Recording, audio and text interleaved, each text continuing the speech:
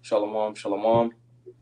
Halayla Tawad, which is good night. And knocking Wahai Boya Shalai with the Hebrew Israelites coming to you week in and week out through the spirit and power of Yahweh Bahasham, Yahweh Shah to preach to you so called Negroes, Latinos, Native Americans, West Indian Sapiens, and Israelite foreigners. Acham Adam, Kaya, Hamalakwa Hashemayim, Korah, repent ye for the kingdom of heaven is at hand. First and foremost, before we get started, I'm going to say, Call Halayim La, Yahweh Bahasham, Yahweh Shah, Bahasham Racha Kodash. A double honor to the elders and apostles of great millstone that taught us his truth and rule well, and much respect to you bros out there pushing his truth with all righteousness and sincerity. Shalom, shalom. So essentially, just getting to learn out the way of the heathen, because the scriptures give a detailed synopsis of going into that, and a lot of the laws actually touch on that, because a lot of the practices that the heathen was doing, we were instructed not to do that. So we'll start with Jeremiah chapter 10 and verse 1. Okay. Oh, Tazwan, could you Baba Kashah, could you pull it up in the like on the screen? On the screen? Yeah. Yeah.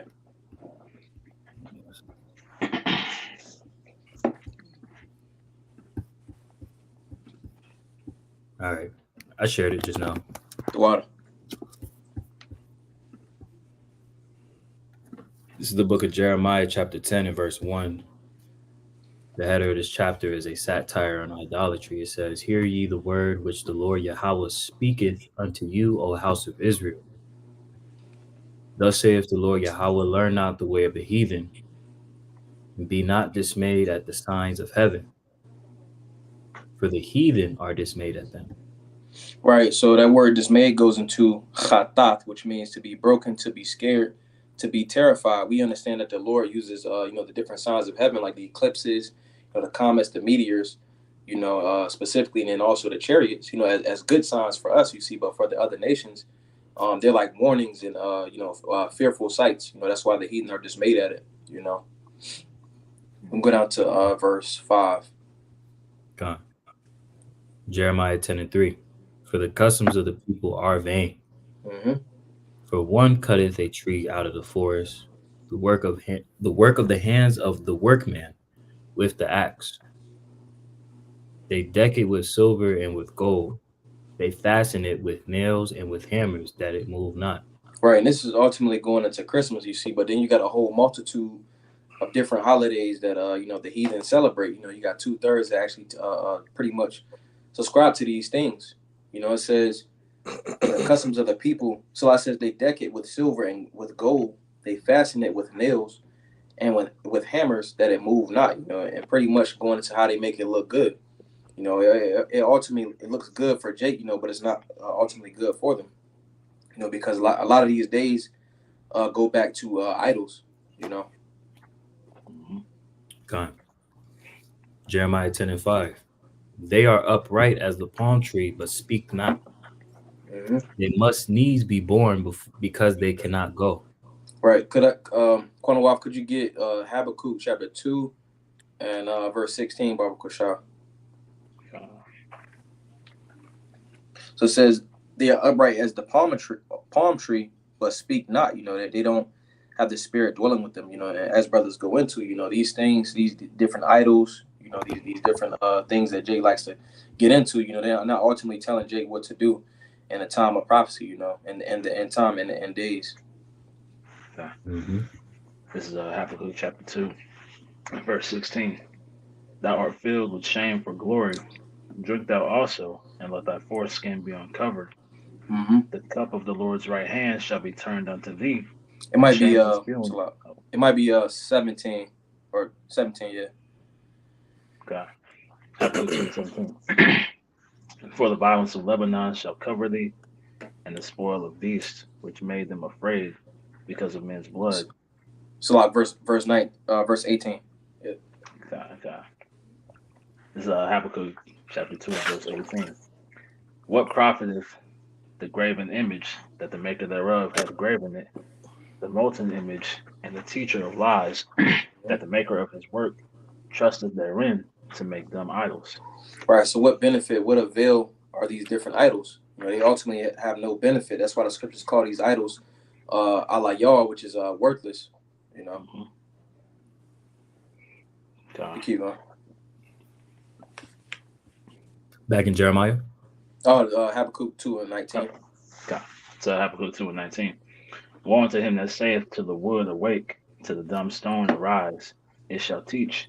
Behold, it is laid over with gold and silver, and there is no breath at all in the midst of it. Right. Ultimately, going back to what we got in that Jeremiah, it's no breath in it. It's no understanding in it. So ultimately, that's why it's of no avail. It's of no benefit. Okay. If I may, can I grab a definition real quick? Yeah, you got it. Because it said, "Learn not the ways of the heathen." Now, this is the word for learn in the free dictionary. It reads to acquire knowledge of or skill by study, instruction, or experience, to become informed or acquainted with, to ascertain. So we've been commanded not to be acquainted with the ways of these heathen, man. To not to tie ourselves to the ways, ultimately of Babylon the Great, but of all these other philosophies that are pushed out here, man. To all the other Mhm. ways of these other nations, man. Because Jake is impressionable, man. So our people are gonna follow into whatever looks good, what's pleasing to the eye. That's part of us being in these chains of darkness. But we've been told not to learn those ways, not to acquire knowledge and skill in those ways. Because you see, Jake, once they learn these things, they become the best at them, man. They become the best, at going into wickedness. So just real quick, I want to get this in Genesis. Salakia, It if said, I may add, it was the spirit. I don't know if you brothers caught it. You had Jake on the little ad on the website. You see it right there. Mhm. Jake practicing his damn cussing for the heathen. Right. right, yeah, God, Hey, Spirit. Yep. kind of real quick.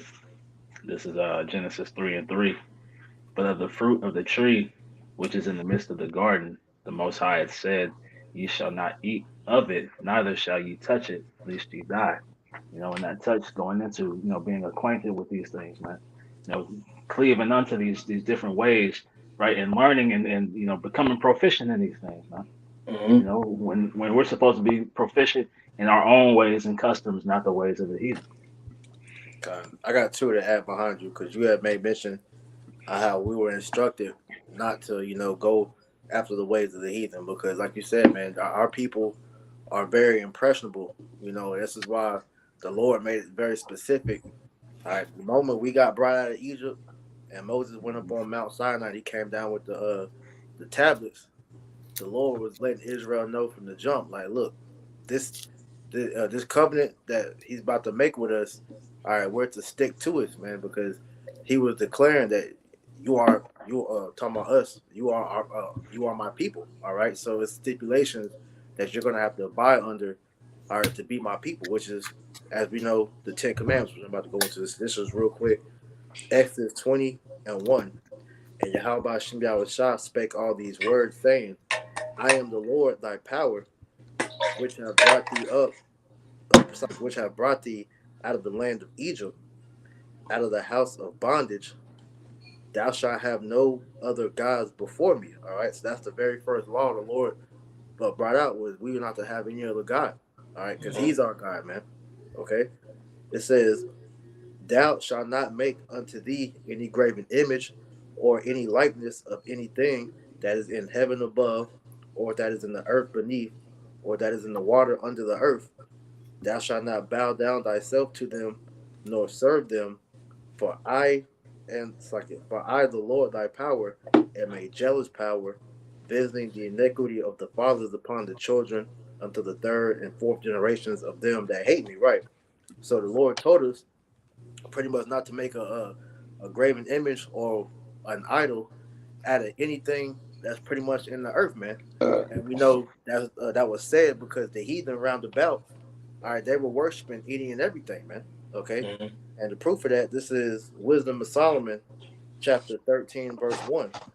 It says, "Surely vain are all men by nature, who are ignorant of Yahweh Shem Yahushua." And we know the heathen are ignorant of Yahweh Shem Yahushua because according to Amos 3, or the Lord says, of all the families of the earth, you only have I known. Speaking of Israel, man. All right, so the other heathen, they never knew Yahweh Shem Yahushua, so they worship these different, these different gods and idols, pretty much because they wanted they have a power too, but their gods are all fake. All right. Mm-hmm. It says, and could not out of the good things that are seen know him that is, neither by considering the work did they acknowledge the workmaster, but deemed either fire or wind, or the swift air, or the circle of the stars, or the violent water, or the lights of heaven to be the gods which govern the world, right?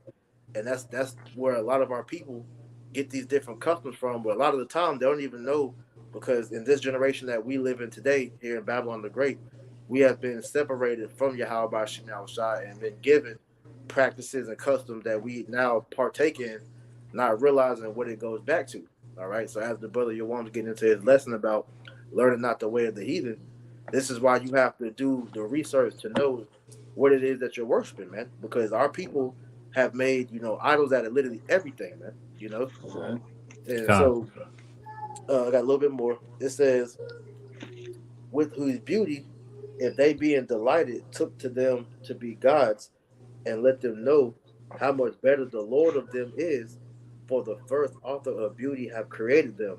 All right. So as much as our people and the heathen give reverence to these the elements, the animals, all right, nature, whatever, they should be worshiping.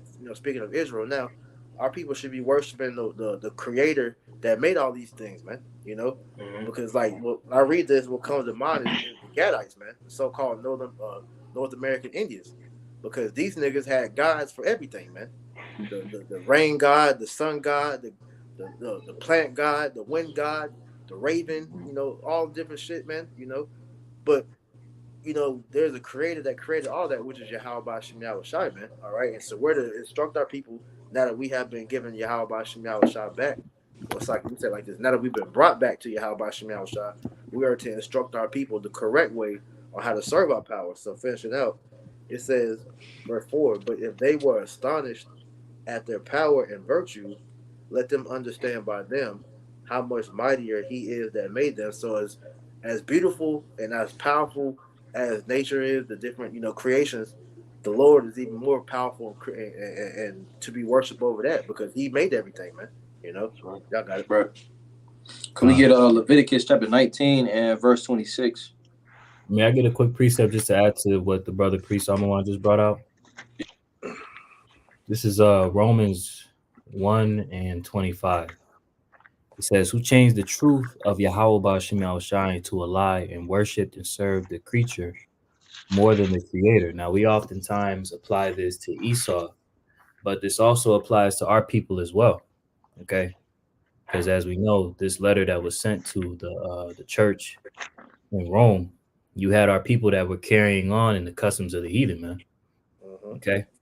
So it says, and worshipped and served the creature more than the creator, as the brother priest have made mention of in Wisdom of Solomon, right? The 13th chapter, how our people were pretty much reverencing the creation as opposed to Yahweh Shem Shai. It says, who was blessed forever, Amen. Okay. Mm-hmm. So our people, they continue to make lies their refuge, man, continually serving the creature more than the creator. And we're now seeing the downfall of all of these heathenistic customs before our very eyes, but yet our people are still content in staying in a state of lies. Yeah, because if I could speak on that real quick, because like you brought it at camp last Wednesday, all these different, revelations of what these different things go back to show you that everything is idolatry, and our people are still into it, whether they know it or not, man. So we're at a point now to where Yahweh Shem Shai, all right, is leaving no stone unturned to where Jake has no excuse anymore, man. Exactly. Can we get Leviticus 19 and 26? And another brother get Leviticus 17, 10 to 11. And another brother get Matthew chapter 6 and verse 7, Bob Kushah. Leviticus chapter 19 and verse 26. You shall not eat anything with the blood, neither shall you use enchantment, nor observe times. Mm-hmm. You shall Which not round. So when you go into could you it says ye shall not eat anything with the blood. Because when the scripture, could a brother get the Leviticus? Why get it? Leviticus 17 and verse 10. I got you right here. Con, the water. So Leviticus 17, verse 10. And whatsoever man there be of the house of Israel, it's like, and whatsoever man there be of the house of Israel, or of the strangers that sojourn among you, that eateth any manner of blood, I will even set my face against that soul that eateth blood, and will cut him off from among his people. Mm-hmm. That was 10 or 11. That was 10. Con, because ultimately, like, again, going into that, the heathen practice those types of left-hand things, going into ultimately blood magic, and like we'll get Lord's will going into Leviticus 19 and 28, that goes into things like, i.e., getting tattoos and et cetera and et cetera. Those are all heathenistic customs. Hey, read verse 11, bro. Okay. Leviticus 17 and verse 11. For the life of the flesh is in the blood, and I have given it to you upon the altar to make an atonement for your souls, for it is the blood that maketh an atonement for the soul. Right. So, like the brother was going into, when you look at why the Lord had said this, just as every other law the Lord, made plain unto us, because these ways were to set us apart from the heathen, because the heathen were doing, these different things, such as, like the brother said, drinking blood, performing blood magic, because these heathen, especially these devils, they know that it's life inside the blood, man. It's what they call, like you said, blood magic. You got, Adrenochrome. Well, yeah, you gotta be careful with that word, though. Oh, so But yeah, you got that, all right, which is like the fountain of youth, pretty much, for these devils, man. Mm-hmm. But the Lord told us to pretty much not to eat our meat with blood in it, man, because, like I said, there's life in the blood, man. All right, even so much so to where, even down to how the animal is sacrificed, man. All right, because if you kill it, inhumanely, like you see these slaughterhouses do today, man, and that all the stress hormones and different things in the blood gets transferred into you when you eat the shit, man. Because you see a lot of these heathen nations, like the brothers going into, they put reverence into the blood so much so that when they slaughter an animal, the first thing they do is drink the blood. Yeah. Right? They'll kill the animal, they'll drain the blood out, and they'll drink it, they'll cook with it, right? They'll do all manner of things with the blood because they see that as a deity. Like the brother said, they drink it, because they think it's going to give them life. When we've been specifically, commanded not to do so, man. Right. Because the blood is a part of the ritual that they use to appease to their god, man, their idol. Okay. Could we get that? Go back to Leviticus 19 and 26, Baba Shah. Okay. It's Leviticus 19 and verse 26. On the I was gonna get some words. Which word did you need? You get the word for observed times. Should go into I9. And we can get in the Strongs. Con. This is the Strong's definition, H6049 I9. It says to make appear, produce, bring clouds, to practice soothsaying, conjure. Yep. To observe times, practice soothsaying or spiritualism or magic or augury or witchcraft. It says if I can mention, you got a lot of Jake that tap into stuff like that, but we've been instructed not to do that.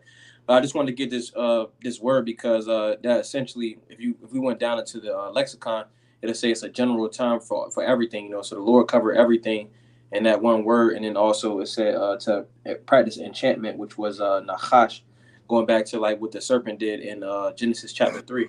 None of that stuff we're to tap into. We're instructed not to do that. Right.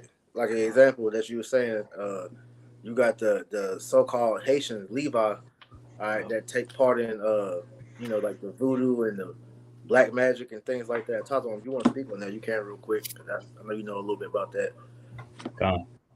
But pretty much, these are different practices. Before you speak on it, I want to read this for you in the commentary dealing with the drinking blood thing. So I said that ye shall not eat anything with blood. It says eating blood was a practice in many pagan cultic ceremonies, as with divination and soothsaying. Therefore, both were directly forbidden. It says Harrison on soothsaying, the prognostication of favorable times for specific forms of action. This was predicting lucky days or favorable times as an astrologer or others do. It says pagans often deployed divination and sorcery to try to determine what events would soon transpire. Divination and sorcery were widespread in the Near East, particularly in Mesopotamia and Egypt, which were high, witchcraft, societies. Mesopotamia, which was pretty much Babylon, and Egypt. All right, which Can, those damn Hamites. can I add to you? Go ahead. Also, where it said observe times, like it says right here, it says to make appear, produce, bring clouds. It's essentially one form of what Esau used now. How he gets. If we was to look up, where the meteorology or whatever they call the weather people, the weatherman, they used to say they practice witchcraft because essentially they will make clouds appear. Because how else do they know? How could else they predict, the weather? Mm-hmm. They also got the heart machines. Mm-hmm. You gotta talk I about got a it. quick. Oh, sorry. No, I mean you hit it pretty much. You pretty much hit it on the head. You know what I'm saying? As far as the Levites, and you have Simeon, right? Or not Simeon. Pardon me. Mm-hmm. No, you send me. It's Simeon. Yeah. Simeon. Okay, Salakia. Yeah, they both practice. That left hand sorcery, and if you have time, you could also look it up on YouTube. There's a video of these Levite priests, left hand Levite priests that are actually practicing it in New York. But I mean, you pretty much hit it on the head. Con. I got a quick one just to land back off what you brothers are saying. This is Deuteronomy 18 and verse 9, and the subsection reads, Israel to avoid pagan practices. And says, When thou art come unto the land which the Lord thy power giveth thee, thou shalt not learn to do after the abominations of those nations. There shall not be found among you any one that maketh his son or his daughter to pass through the fire, or that useth divination, or an observer of the times, or an enchanter, or a witch, Mm-hmm. or a charmer, or a consulter with familiar spirits, or a wizard, or a necromancer. For all that do these things are an abomination unto the Lord. And because of these abominations, the Lord thy power doth drive them out from before thee. Thou Mm-hmm. shalt be perfect with the Lord thy power, for these nations which thou shalt possess hearkened unto observers of times and unto diviners. But as for thee, the Lord thy power has not suffered thee to do so. So as brothers were saying, man, we've been strictly permitted from doing these things, man. Right? We've been told stay away from all manner of evil, and these things are all evil, man. The familiar spirits, the wizards, necromancers, observers of times, the various divinations and enchantments.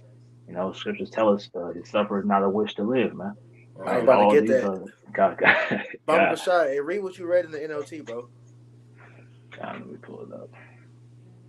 In fact, I got it right here. I can read it for you. Break down. I mean, it's Got the same thing, but just modernizing it for people that don't know what some of those words mean. So this is Deuteronomy 18:10 in the NLT. It says, for example, never sacrifice your son or daughter as a burnt offering. Because mind you, this is things that the heathen were doing. All right.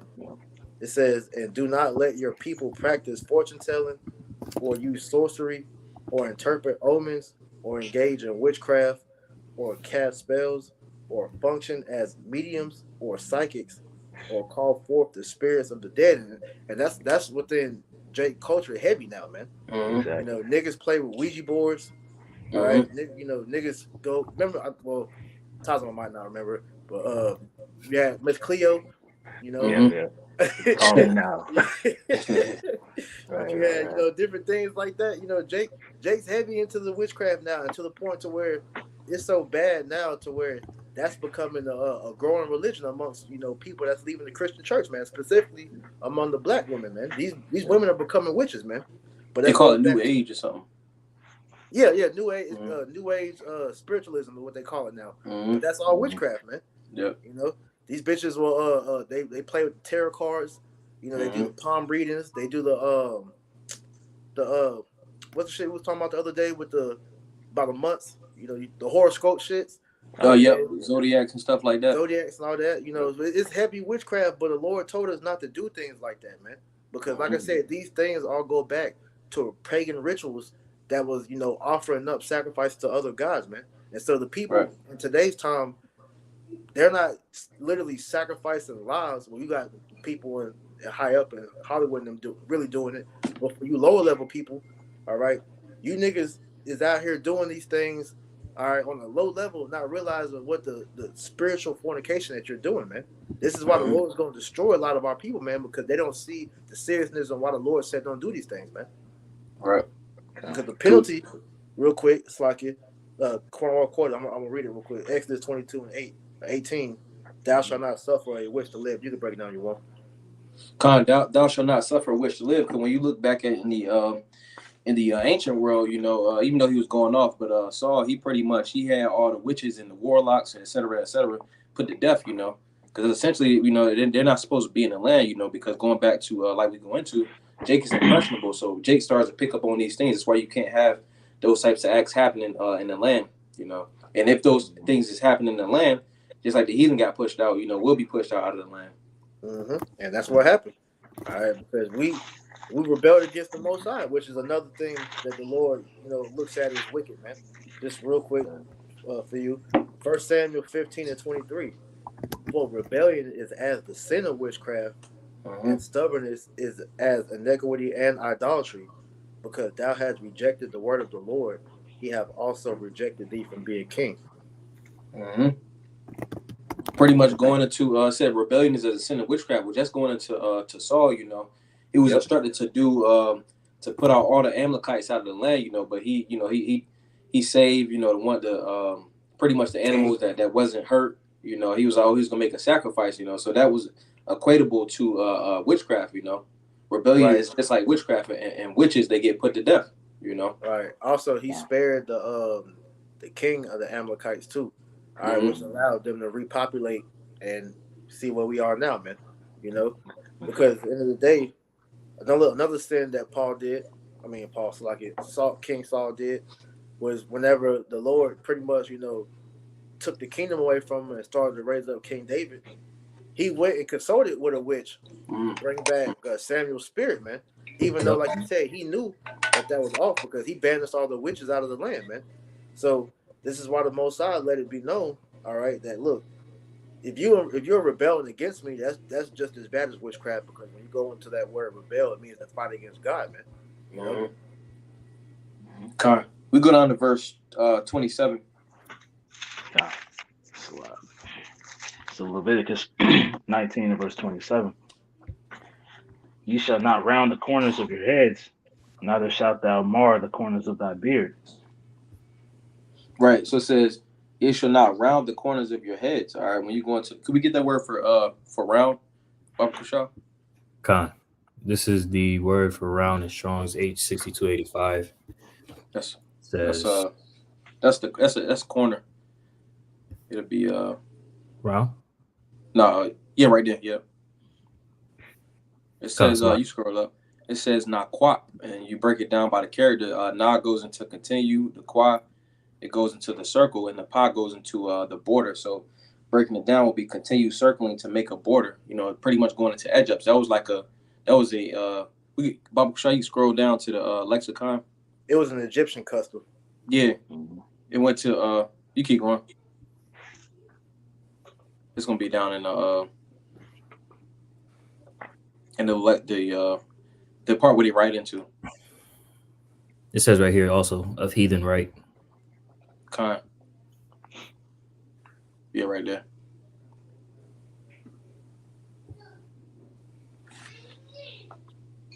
But pretty much like priest, and the brother Tazwan was going into. I got it written right here. It says circling. Pretty much the Arabs and the Egyptians, they used to do that. You know, going into making a border around the head. You know, could we get 2 Samuel? Actually, could you get the commentary for this? Yeah, get that, and then go down to 28 too. Well. You wanted the commentary? Salakia, go ahead. Yeah, the commentary. To verse 27? Con. Okay, Con. Which text commentary? David David Goosey. Goosey. Okay. That's the guy right there, man. Yeah.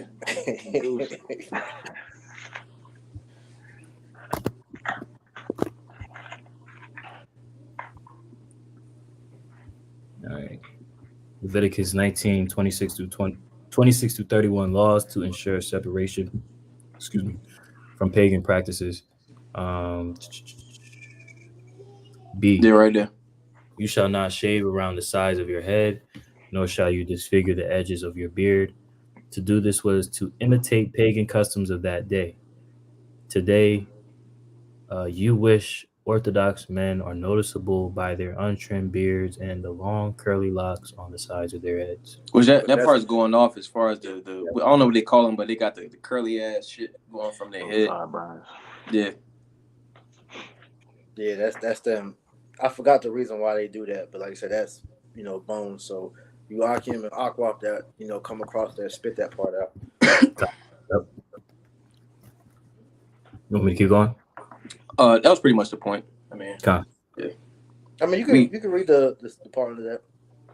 Con. It says this: the Gentiles did either for the worship of the devils or idols, to whom young men used to consecrate their hair by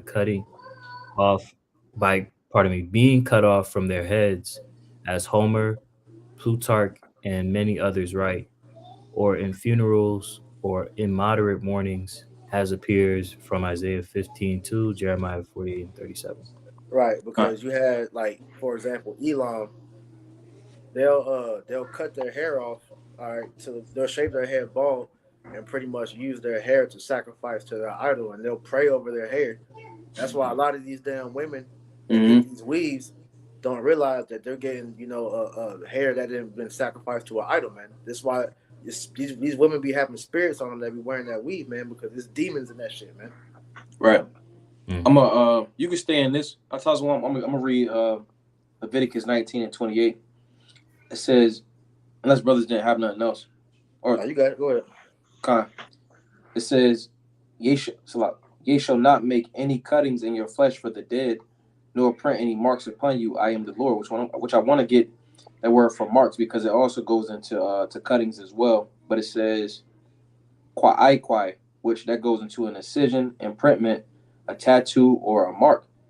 So like Revelation 13 and 16, that we can't get that either, because when you ultimately go into the skin, that word right there, that qua goes into a circle, which is the circle of the head, and then that eye goes into a serve. So you pretty much you're bowing your head down in servitude of an idol, So that's why it says kwai.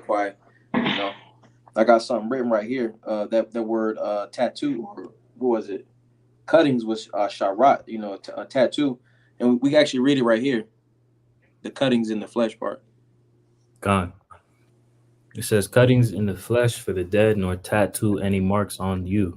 These were also pagan practices the Most High wanted Israel to be separate from. The trimming of the hair, the beard, cutting, and tattoos were all connected with pagan rites of mourning. Let me get this before we continue on. It says something about the beard, but this is 2 Samuel chapter 10. 2 Samuel chapter 10 and verse 4. It says, wherefore Hanun took David's servants and shaved off the one half of their beards and cut off their garments in the middle, going into t-shirts, even to their buttocks, and sent them away. When they told it unto David, he sent to meet them, because the men were greatly ashamed. And the king said, tarry at Jericho until your beards be grown, and then return. Which the commentary is pretty heavy on this. But just going into that, like you got a lot of jakes that they'll shave their face for a job, and that's actually I'm gonna get it in the commentary. Yeah, because the reason why King David had them stay back, because it's in our law first and foremost for the men to have beards in their face, but for them to have half their beards shaved off, it would have been shameful for them to come back into town looking like that. So King David pretty much saved their what's the word image. Yeah. I got it right here. It says, Hanun took David's servants, shaved off half of their beards, cut off their garments in the middle, and sent them away. This was a disgraceful insult to these ambassadors from Israel, In that culture, many men would rather die than to have their beard shaved off. This was because a clean-shaven face was a mark of a slave, and free men wore beards, with the value universally set upon the beard by the Hebrews and other Oriental nations Mm. as being man's greatest ornament. The cutting off of one half of it was the greatest insult that could have been offered to the ambassadors, and through them to David, their king. So that was a heavy disrespect. I'm gonna keep going. It says the beard is held in high respect in the East. The possessor considers it his greatest ornament, often swears by it, and in matters of great importance pledges it. Which not touching on that part, but pretty much your beard in our customs. We're supposed to keep our beard. So you got a lot of jakes that shave their beard, line it up and everything, but that's like it's an honor to have a beard. Yeah, that show you're right as a man. I'm gonna get this real quick in the Edamon, Zondervan for that word beard because it just adds to what you're saying on the importance of having a beard. So this is the word beard in the Zondervan Compact Bible Dictionary. It says beard, a badge of manly dignity. It says as a sign of mourning, it is the custom to pluck it out or to cut it off. The Israelites were forbidden to shave off the corners of their beard, probably because it was regarded as a heathenish sign. But the point, like you said, it said the beard is a badge of manly dignity, man. All right, Mm-hmm. so all men are supposed to have beards on their face because that helps separate a man from a woman. All right, Right. only people that don't have beards on their face is women and children, man. But a Mm-hmm. man is supposed to have a beard on his face. But that was heavy what you brought out about how it said that a clean shaven person that was like a mark of a slave, man. And this Mm-hmm. is why Esau wants our people to be clean shaven. All right, he doesn't like seeing especially an Israelite man with a beard, man, because he knows that that's our custom, man. He does, and like it says in I believe that's in Micah. Yeah, he oppresses a man in his house, even a man in his own heritage, roughly Right. paraphrasing. Can we get that? Yeah, I got it. Can I read this real quick? Okay. This is out of the what's it called? Slovakia.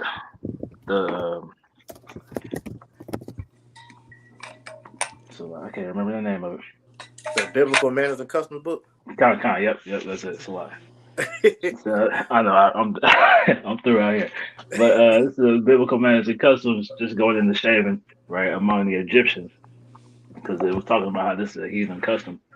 It reads, the Egyptians were known for their careful attention to personal cleanliness, and contrary to the customs of the Hebrews and others, the Egyptians only allowed a beard and hair to grow as a sign of mourning, which was the reverse of the customs of the Hebrews, who shaved both as a sign of mourning. Uh, they have gone up to the temple. Well, that was pretty much the point. But the Egyptians would shave, you know, uh, as a sign of cleanliness, right? That was them presenting themselves to be clean unto their gods, right? So Mm-hmm. that's what all the shaving you see, that's idolatry, man. Because that clean shaven look, the Egyptians would shave themselves head to toe, to be pleasing to their gods, right? But they would let their hair grow in times of mourning, where Right. we would cut our hair right in times of mourning, and to please our power, we would let our hair grow, man. Right, and to Mm-hmm. add to what you were saying too, it said that the Egyptians were like overly, concerned about their look, which is a spirit that you see on our men today, man. Like they're Mm-hmm. in the mirror constantly, they say you're lining their face up. Hey, the Egyptians wore makeup, man. You starting to Mm-hmm. see Jake, Jake is going overboard with the whole, yeah, you take care of yourself, personal hygiene and all that, man. But the men today, they're too obsessed about their look, man. All right, which is pretty much, them worshiping themselves, but also, like you said, the custom of them doing what they were doing was giving homage to whatever idol they were worshiping. But the Egyptians had over 600 some gods, man. You know. Mm-hmm. Right. If I could add too, I'm not sure if it goes back to the Egyptians, but even now you got like Jake. They wear like the little nail stuff, the fingernail polish on their fingers. I think it's a Babylonian custom, but they possibly did it in Egypt too. I wouldn't doubt it. I got You one want more out of Con. the manners and customs. It says the idolatrous use of hair, and it touches on what you may mention, the priest. It says the ancients, to the ancients, the use of hair was often used in divination. The worshippers of stars and planets cut their hair evenly around, trimming the extremities, According to the Herodias, Arabs were accustomed to shave their hair around the head and let a tuft stand upon the crown in honor of Bacchus. They say the same thing concerning the Mauritians.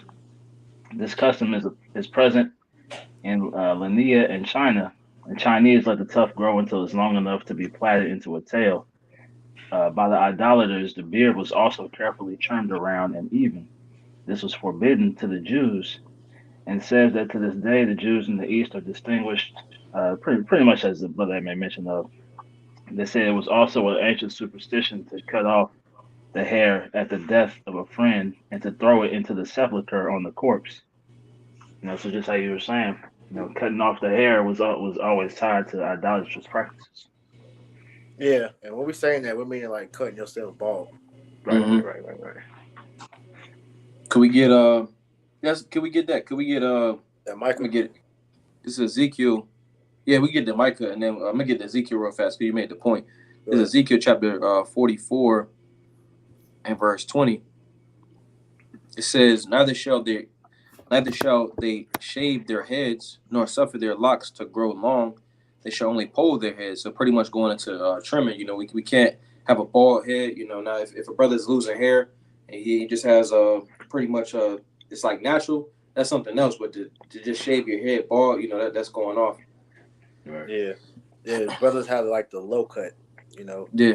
But at the end of the day, like you said, having a bald head that goes back to the Egyptians and not different heathenistic customs. So the Israelites were always meant to be set apart from the rest of the heathen, so that you could tell that these people had a custom, that was from the heavens, man. So this is Micah 2 and verse 1. It says, "Woe to them that devise iniquity and work evil upon their beds. When the morning is light, they practice it because it is in the power of their hand." Because pretty much the Lord planted them in this position. The scriptures say the earth was given into the hand of the wicked. Roughly paraphrasing. So Esau pretty much has the power at this moment. Mm-hmm. Yeah, and this damn devil has set up this society to where you are committing all types of witchcraft, idolatry, different things like that, and you don't even know it. All right, and literally everything that you grew up doing was a form of idolatry, man, and that was done on purpose because this devil, wanted you to be going off, man, so that the Most High will continue to keep us in this state, man. It says, "And they covet fields and take them by violence, and houses and take them away, so they oppress a man and his house, even a man and his heritage." Which pretty much having the beard, doing anything in this society is frowned upon as an Israelite man. That's why, like you went into, they pretty much push a clean shaven America. Tattooed up, being a Mo. All these things go back to, like I'm gonna keep saying it. They all go back to heathenistic customs, man. You giving an idol reverence for something that you wouldn't even think is bad, man. You celebrating your birthday, man. All right, you being a homo. These different things. These are all idolatrous practices, man. That give there are rituals that give these different gods reverence, man. Which these idols are all fake. But at the end of the day, Jake is still giving that reverence to something else other than Yahweh by Shemal Shah, which, as we read in Exodus 20 and 2, the Lord said not to put any God above him, because he's the one true God, man. The scriptures tell you in Psalm that the gods of the heathen are idols, man. All right? These idols do not exist. They're not real. They're not living. Isaiah 45 tells you that the Most High is the one true living power. There's no God beside him, man. All right? So all that our people should be reverencing is Yahweh Bashem Yahushua. And that's the problem. That's why the Lord is angry with our people, because our people are rebellious. They continue to worship these idols. And they're going to continue to do this until the Most High just gets rid of them, man. Because here it is, all this information is coming out that what you're doing is wicked. All right? And our people still don't care. So that's why they got to go, man. Could we go back to the commentary for Leviticus 19:28?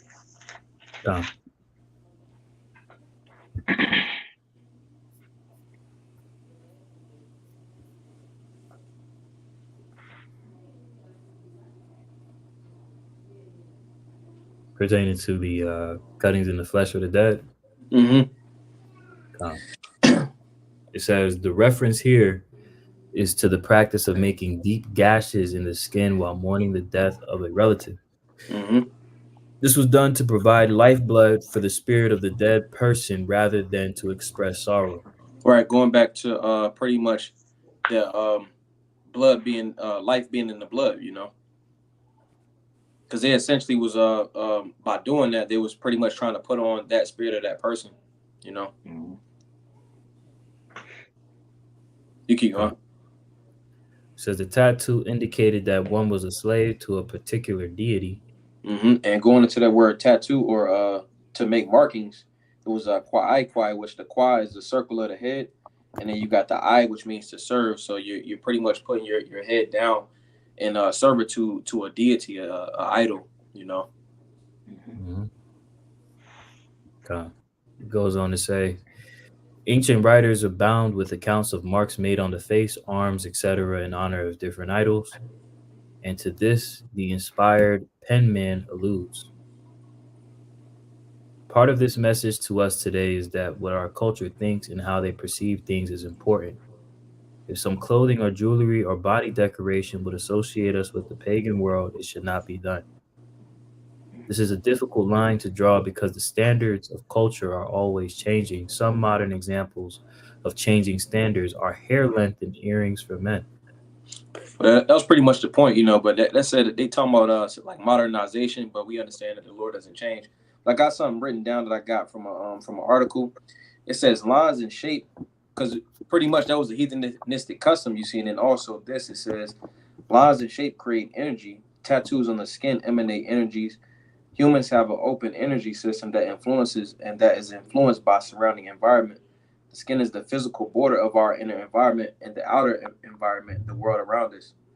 The skin acts as a door or a window that where exchange of information takes place. The skin holds information about us, hence why Esau can get DNA by flakes of skin. You know, the skin acts as a channel, you know, so pretty much by getting a tattoo, you know, you're pretty much, it's like a channel, you know, from the outside world to the inside world. Also going into that article, it was saying that pretty much that the spirit of the tattooist, the spirit of the tattooist goes into that tattoo, you know, whatever you get tattooed on yourself, that, you know, goes inside that person, you know, the overall spirit of that the tattoo parlor goes inside that tattoo as well, you know. So you're getting the fear, you're getting the anxiety, and whatever else is in there. Could a brother get Ezekiel chapter 37, verse 6-8? And I'm gonna finish this out. It says, when a certain line or shape is placed on the skin, it has a vibrational frequency which is now absorbed into the body's energy field. This now becomes a part of the individual's vibrational frequency. That person then embodies that property of said eight signs. And this is again why the Lord says don't take on the ways of the heathen. You know, and I want to also add to you know, the skin, going into how Esau takes the DNA. You know, the skin that shows your identity. You know. Yeah, and then also that's your body's first layer of defense. Mm-hmm. Because what came out, because one thing you gotta realize too of how the Lord, you know, how He did everything.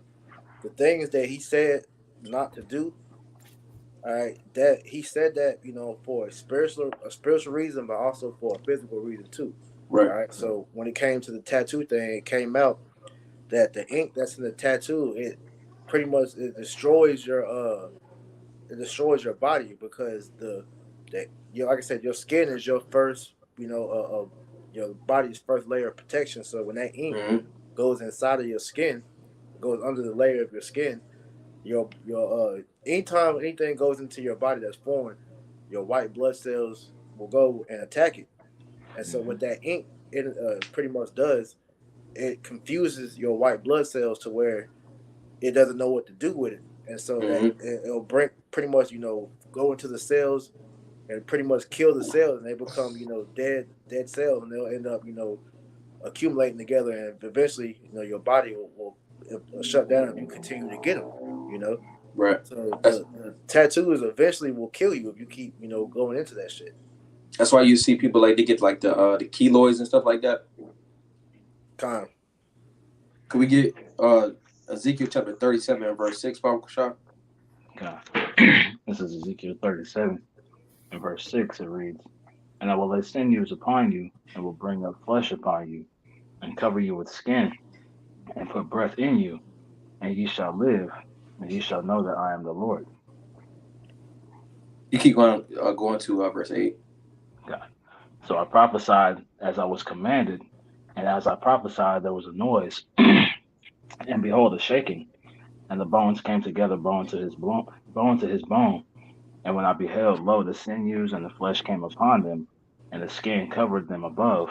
There was no breath in them.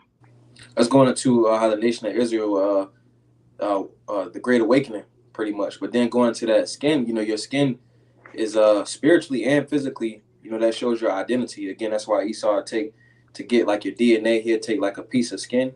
That's why like on like ancestry.com, they ask like some hair or some skin or something like that.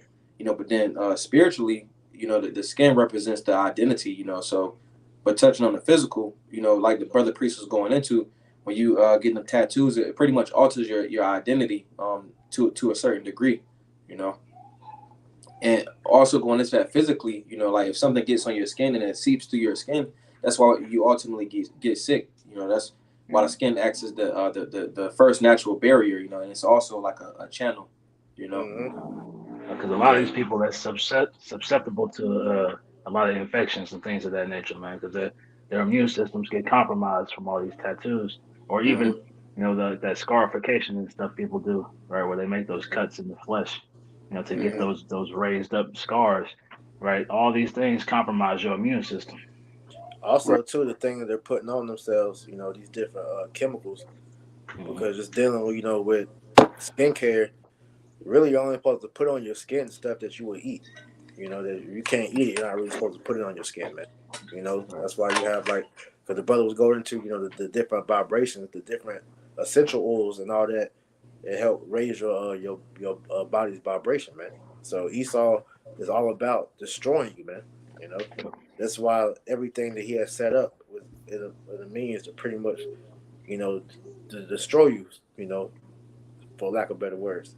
But y'all got it. Can we get Deuteronomy 12 and verse 30, and then we get Jeremiah 10 and verse 2 again, and we'll close it out on that for brother didn't have nothing else. Yeah, Deuteronomy 12 and 30. You said 12 and 30? Yeah, 12 and 30. You got it. I got it. Deuteronomy chapter 12 and verse 30. It says, "Take heed to thyself that thou be not snared by following them. After that they be destroyed from before thee." Right, because again, like we quoted, pretty much, and taking on those different practices, will be spewed out of the land, And that thou inquire not after their gods, saying, how did these nations serve their gods? Even so will I do likewise. And pretty much going into doing the likewise, you'll be destroyed and following after these heathen customs, because they can do that, we can't do that, Mm-hmm. Yeah, the heathen can eat certain things that our people will eat, and we'd be fucked up over it, but they'll be cool. Like Moab. Right. Moab be that damn mukbang shit where they just sit and eat all nasty type of shit. Jake do that, and that's why Jake be having all type of health problems, man. Because we were designed different, man. Exactly. Like you see those Ammonites and Moabites in those blue zones, right? A lot of them, though they're eating, natural foods, a lot of the foods that they're eating are abominations, man. Right. But they still living to be 110 years old, man. Right. Jake go over there, you wouldn't last 4 or 5 years over there, man. With gout, high blood pressure, everything out there, man. We closed on Jeremiah 10 and 2. I get it. I got it right here. This is Jeremiah chapter 10 and verse 1. It says, "Hear ye the word which the Lord speaketh unto you, O house of Yasha'Allah Israel." It says, "Thus saith the Lord, learn not the way of the heathen, and be not dismayed at the signs of heaven, for the heathen are dismayed at them." Which the point I want to grab again from this was, learn not the way of the heathen. You see, because ultimately, Jake was made to fear the Lord. I'm going to get that. We'll close on that. This is Quahalat Ecclesiastes chapter 12, verse 13. It says, "Let us hear the conclusion of the whole matter. fear the Most High and keep His commandments, for this is the whole duty of man. You see, we was made to serve the Lord in the fashion which He told us to serve Him. Because when we go off and do it what the heathen do, we can't survive like that. We wasn't made in the same fashion. Mm-hmm. Also, that was the judgment the Lord, put on us for going against His will. Can I add to you on this? This is Deuteronomy 30 and 15. It says, "See, I have set before thee this day life and good, and death and evil, in that I command thee this day to love the Lord thy power, to walk in His ways, and to keep His commandments and His statutes and His judgments, that thou mayest live and multiply, and the Lord thy power shall bless thee in the land whither thou goest to possess it." So the Lord gave us His ways to sustain us and keep us going. All right. So it says, "But if thine heart turn away, so that thou wilt not hear, but shall be drawn away and worship other gods," like we've been going through this whole lesson, "and serve them, I denounce unto you this day that ye shall surely perish, and that ye shall not prolong your days upon the land, whether thou passes over Jordan to go to possess it." Right. So when we went against the ways of the Lord, man, the reason why we get jacked up because we broke the covenant, and there's consequences that come with you breaking that contractual agreement with the Lord, which we read about in Deuteronomy 28, verses 15 down to the end of the chapter, man. All right. Mm-hmm. So it says, verse 19, "I call heaven and earth to record this day against you, that I have set before you life and death, blessing and cursing. Therefore choose life, that both thou and thy seed may live, that thou mayest love the Lord thy power, and that thou mayest obey His voice, that thou mayest cleave unto Him, for He is thy life and the length of thy days, that thou mayest dwell in the land which the Lord sware unto thy fathers, to Abraham, to Isaac, and to Jacob, to give them." All right. So the Lord gave us the we've always had the key to eternal life, man. All right, which was just to follow the law, statute, commandments. We couldn't keep it perfect, which is why Yahweh Shai was sent on the scene, and our faith in Yahweh Shai is essentially what leads us back into that door. Okay, but the Lord always let it be known, like, look, if y'all want to be great, here's the game plan. Follow it and succeed. But our people wanted to be stubborn and be like the heathen, all right? And we're, in position now, thanks to that decision, all right? But the Lord now is calling back the elect, all right? And we can see the separation being made between the elect and the rest of these niggas out here. And we're seeking that eternal life, man. Okay? Bro, say anything else? La. Well, I don't want to Zah, Zabanaya Paulo's word does a beautiful edification through the Spirit. Well, I don't want to Zah Adam, Yashlai Latiwab, a Lord's will, you all good night. We go ahead and close it out by saying, Call her light and law, Yahweh Bahasham, Hawashah, a double honor to the elders and apostles of Great Millstone that taught us this truth and rule well, and much respect to you bros out there pushing this truth with all righteousness and sincere shalom, shalom, highlight Latiwab, shalom. Shalom. Shalom. Shalom. Right,